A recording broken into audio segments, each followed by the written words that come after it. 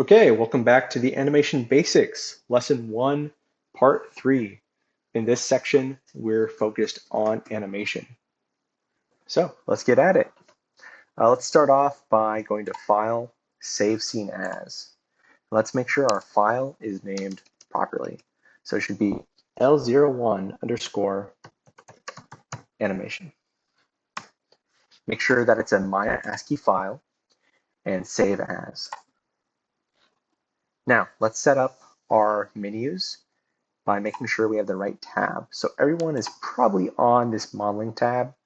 You can see that the menus right here, when I change it from modeling to animation, actually change. So the modeling versus the animation menus, these menus are made specifically for whatever mode you're in. So if you're in modeling mode, it has modeling menus. If you're in animation mode, it has animation related menus. So that's a good fun fact to know. Now let's start off by making a new camera. And by doing that, let's go to the outliner. Let's go to this panel layout. So we have a front camera and a perspective camera. But we don't want to keep this front camera. We want to make a brand new camera by going to Panels, Orthographic View, New, Front. So Panels, Orthographic, New, Front. In the outliner, it should appear as front 1. Click on that and let's rename it to Playblast underscore camera. Cam for short. Hit the return key. Now, before we change any settings in the channel box over here, I want to show you a few things in the perspective view that you might not have seen before. So in the perspective view, this is my Playblast camera. I want you to click on this button right here, the resolution gate. It's a rectangle with a blue circle on the inside. This allows me to see exactly what the final video will look like. So within this rectangle is what the final video will be Playblast as. Now, also, the settings up here, it's 960 by 540. That is the wrong resolution. We want to change it to HD 1080. So on the upper right-hand corner, there's this director kind of action button with a little settings tab. I want you to click on that. That's the display render settings button. Once you have this display render settings up, you want to scroll down until you find renderable cameras and change that to Playblast Cam. And you want to change the image size to preset HD 1080. HD 1080. When we change it there, you can see that it's now the correct settings or resolution over here. So 1920 by 1080. And click close. We're almost done setting up the camera. Now, going back to the outliner, make sure that the Playblast camera is selected. And then in Translate X, well, first, if it's selected, you should see the Playblast camera right here. If not, please let me know and make sure that it's selected in the outliner. But if it is selected, go to Translate X and change that number to 11.3 and click on the return key. You can see that it changed over here. Now, to lock in this camera so we don't move it, click on this camera button with the little lock symbol, lock camera. You can see in the channel box, now that I've locked the camera, all these settings, all these translate, rotate, turn gray. That means I cannot change it, which is exactly what we want. Perfect. Okay, now let's have all 4 balls evenly spaced out. I already pre-made some numbers so that you guys can follow along. On main linear, we're going to be using the channel box quite often. On linear main, I want you to change the translate Y to 6. To make sure it's translate Y 6. Going back to the outliner, ease in, click on the ease in control, translate Y to 2. Ease out, translate Y, -2. Ease in and out, translate Y, -6. Awesome. Next up, let's talk about the timeline. So we have our balls evenly spaced out, and let's position them on the timeline. So going down to this timeline down here, you can click and drag to move whatever frame you're on. So wherever you're highlighted is where your current frame is. We want to be on frame 25. So click and drag on the Playblast camera or the perspective, doesn't matter, as long as they're selected. And with frame 25 highlighted, I want you to click on Shift W. Shift W will key only the translate keys, which is great. We don't want to worry about the other keys just yet. In future lessons, I'll show you how to key all. But Shift W is specifically for translation. Now, we want to move the mouse on the timeline from 25 to 75. And we want to move our balls from translate, let's see my notes. Click on the W key. I'm going to move it from translate 0x to 22.5. So with all balls selected, I'm on frame 25, go to translate X in the channel box and say 22.5. 22.5.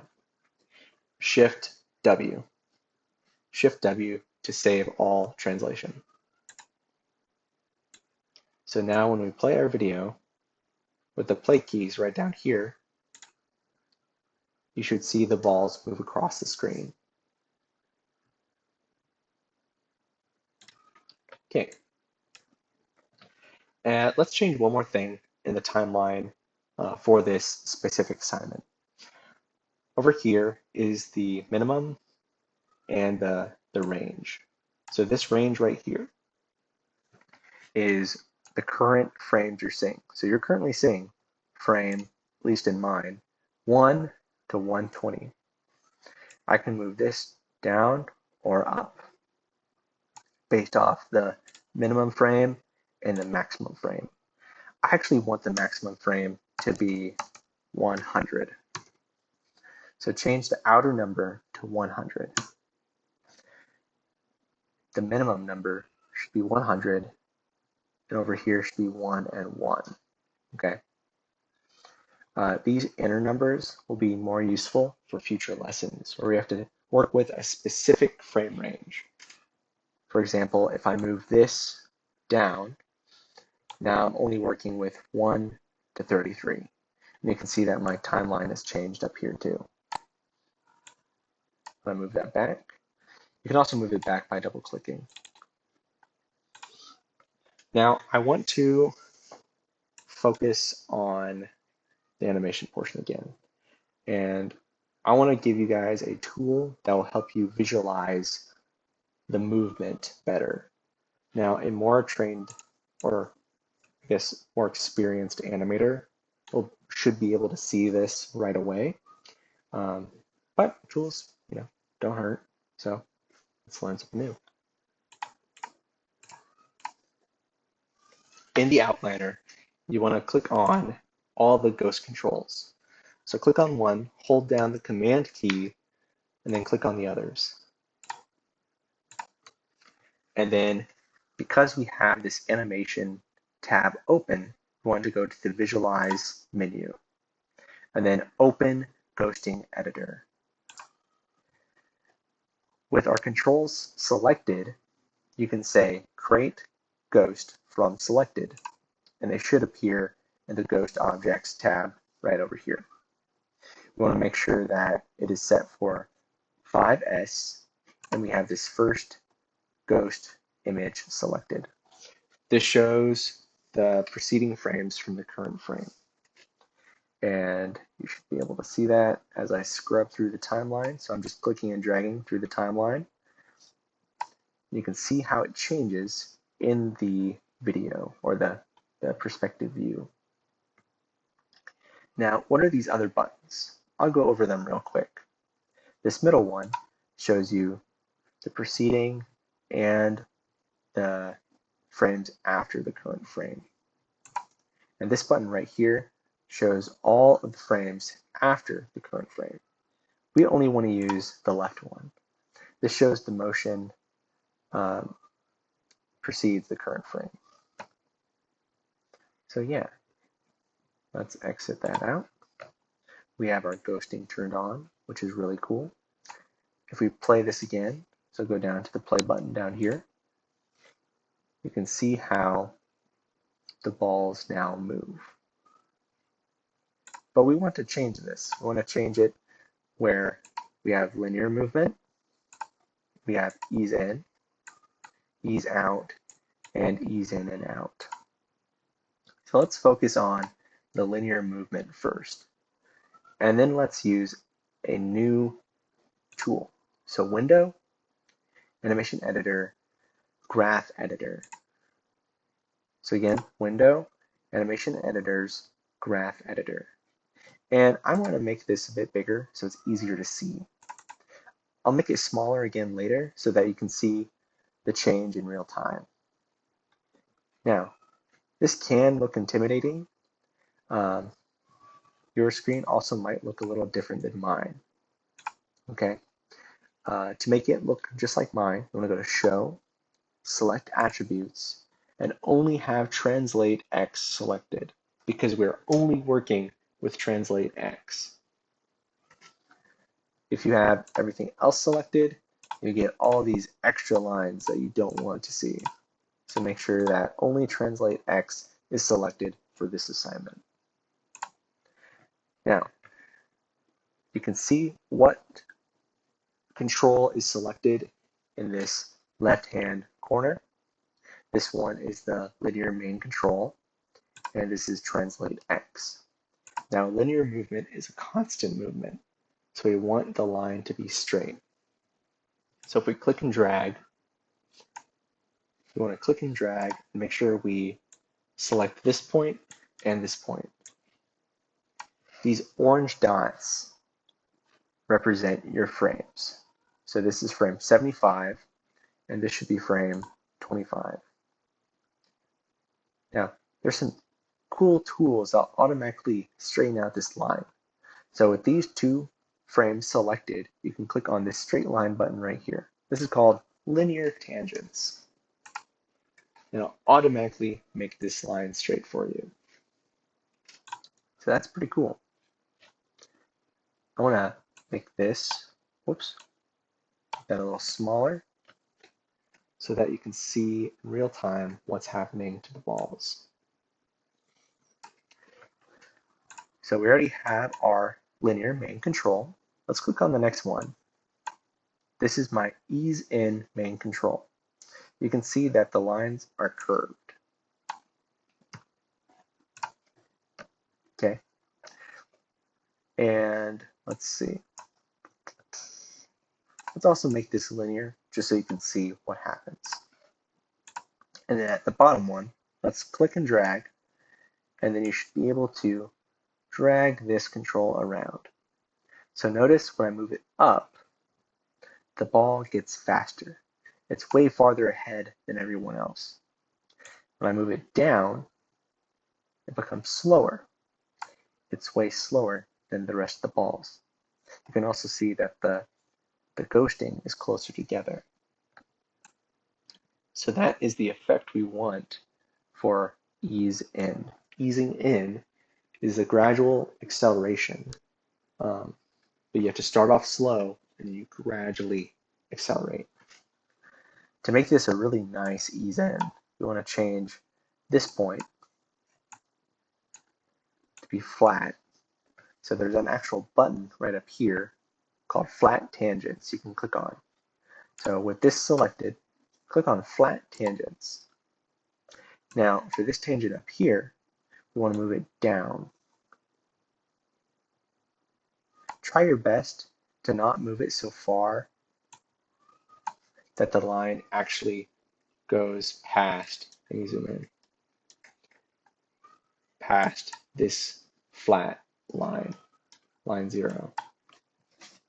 So try your best to make it as flat as possible without going under that line.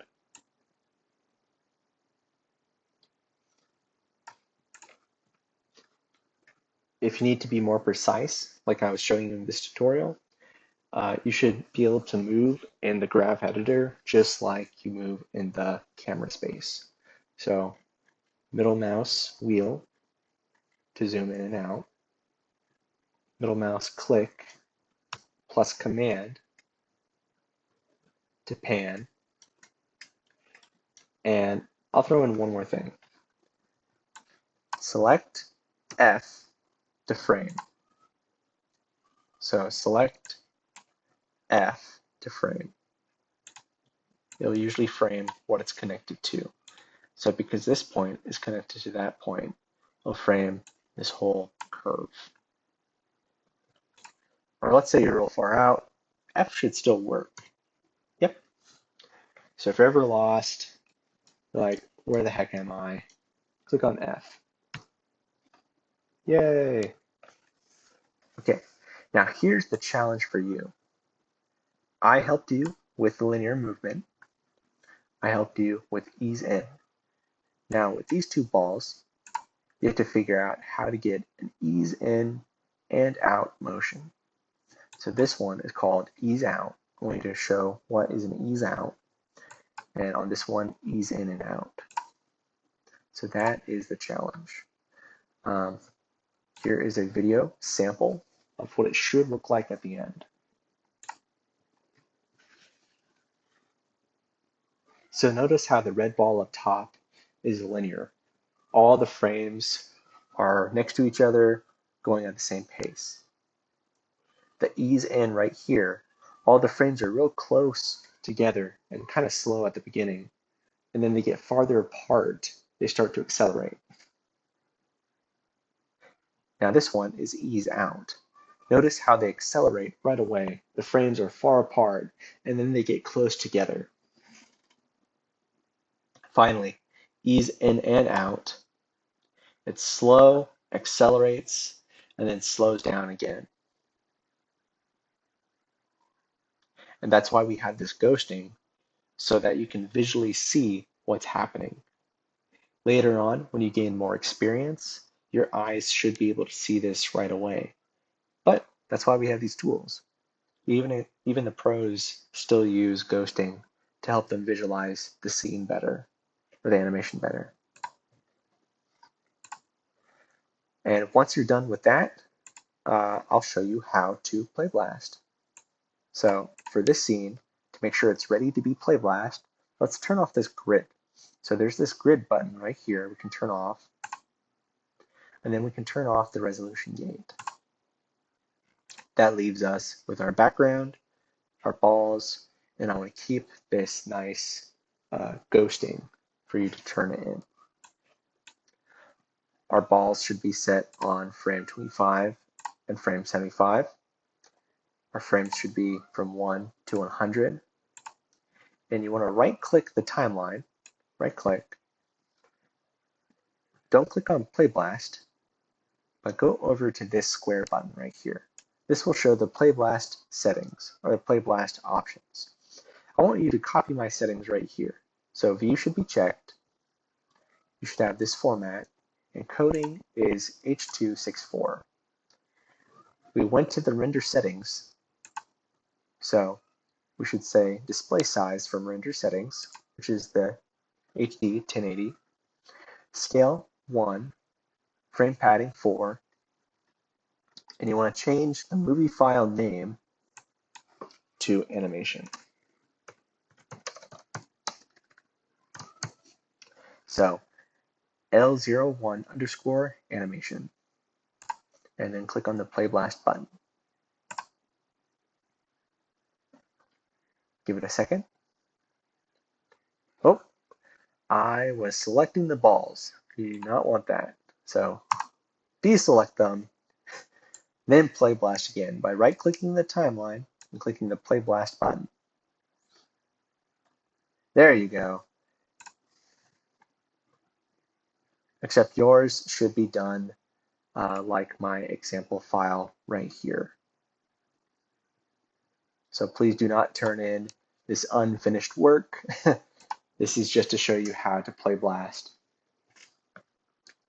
And also don't forget to save your scene. So File, Save Scene. Once you're completely done, I want you to do File, Save Scene As one more time, and save this as lesson1 underscore final. A Maya ASCII file, save as. Let's go to our lesson1 folder, make sure everything is saved. All of our scenes are saved. We got the setup, modeling, animation, final, and where the heck did that video go?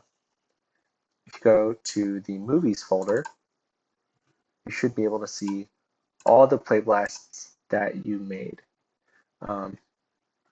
Well, correction. You saw me make 2 playblasts earlier. I messed up, so I went back and replayblast it. Because I did not change the file name, down here, I did not change the file name, it override the last playblast I made. So keep that in mind. And you should have working playblasts over here. Yeah, you will turn in the animation playblast and animation final, lesson1 final. And that's all I got. If you have any questions, let me know. It is up to you to figure out, based off definition of ease in and out, how these balls should move. And of course, you saw my example earlier of how they should move. So have fun animating.